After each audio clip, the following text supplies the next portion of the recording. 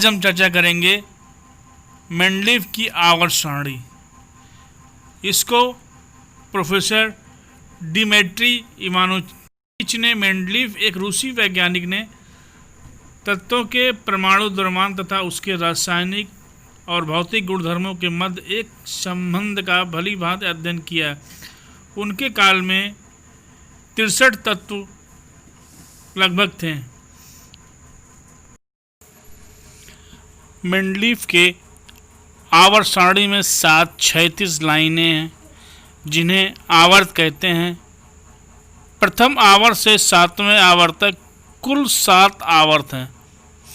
इन आवर्तों में प्रथम 3 आवर्त के तत्वों की संख्या कम होने के कारण इन्हें हम लघु आवर्त कहते हैं। इसके बाद उन्होंने चौथे से 7वें आवर्त तक तत्वों की संख्या अधिक होने के कारण इन्हें दीर्घ आवर्त कहा गया।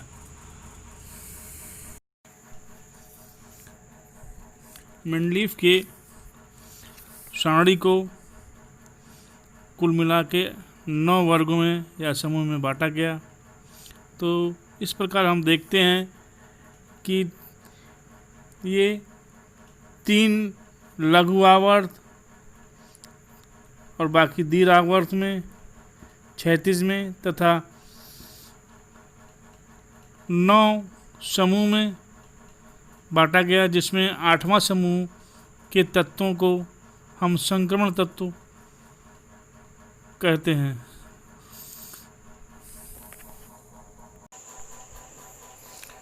आठवें के बाद 9वां या शून्य ग्रुप जो है वो इसमें केवल निष्क्रिय गैस को रखा, जो किसी भी रासायनिक क्रिया में भाग नहीं लेते हैं, इसलिए उसे उत्कृष्ट भी या निष्क्रिय गैस भी कहा जाता है। लास्ट वाले ग्रुप शून्य ग्रुप में रखा गया है। आवर्त सारणी में 58 से लेकर 71 को लैंथेनाइड तथा 90 से लेकर 103 तक एक्टिनाइड ग्रुप कहा गया है।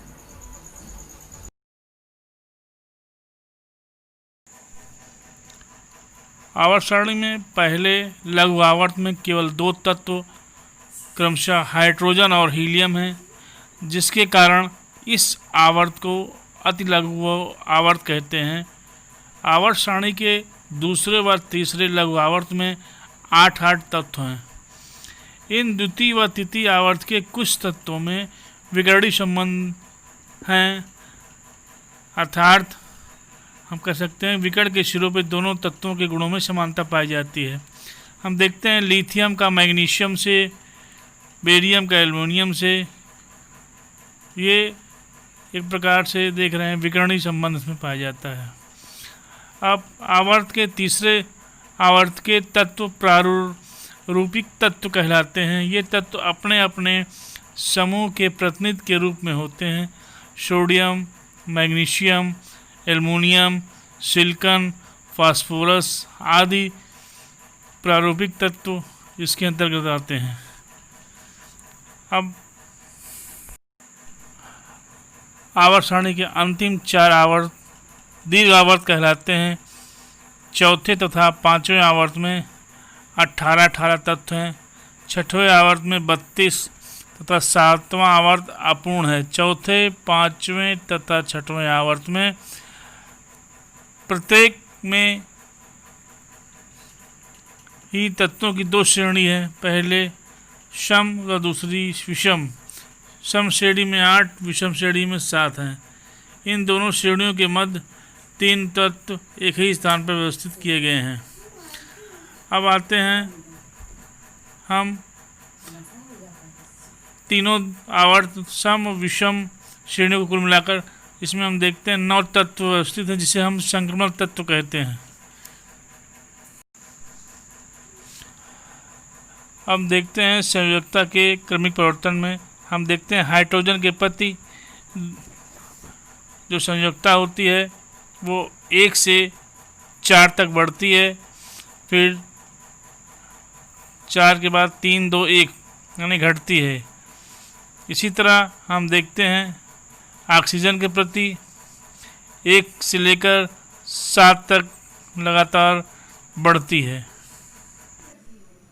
मेंडलीव के आवर्त सारणी में कुछ दोष पाया गया। उन्होंने कहा मेंडलीव के आवर्त सारणी में हाइड्रोजन को हैलोजन तत्वों के समानता के कारण फर्स्ट और सेकंड दोनों ग्रुप में वर्ग में रखा गया, अतः हम हाइड्रोजन का स्थान निश्चित नहीं कर पाए।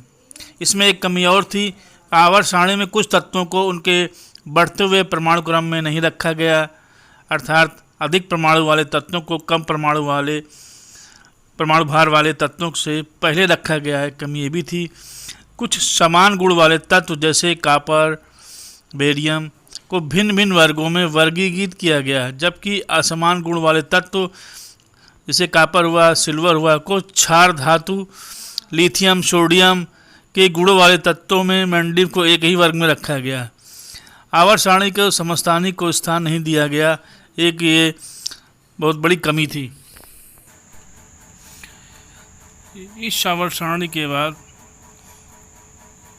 इसमें काफ़ी कमियां पाई गई, जिससे एक नई आवर्त सारणी का आविष्कार हुआ, जिसे कहते हैं आधुनिक आवर्त सारणी कहा गया।